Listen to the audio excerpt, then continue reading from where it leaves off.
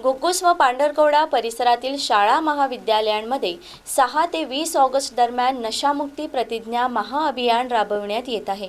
या अभियानाला विद्यार्थ्यांचा उत्स्फूर्त प्रतिसाद मिळत असून हजारो विद्यार्थ्यांनी व्यसनांपासून दूर राहण्याची सामूहिक शपथ घेतली।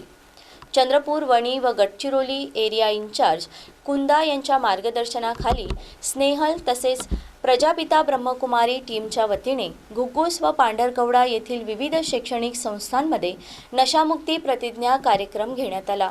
यावेळी विद्यार्थ्यांनी तंबाखू, गुटखा, सिगारेट, दारू व इतर अंमली पदार्थांपासून दूर राहण्याचा तसेच समाजात नशाविरोधी जनजागृती करण्याचा निर्धार केला।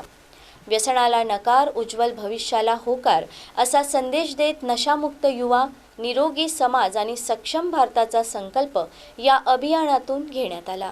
घुग्गुस या ठिकाणी प्रजापती ब्रह्मकुमारी विश्वविद्यालय चंद्रपूर द्वारा नशामुक्ती अभियान अंतर्गत हा कार्यक्रम घेण्यात आला।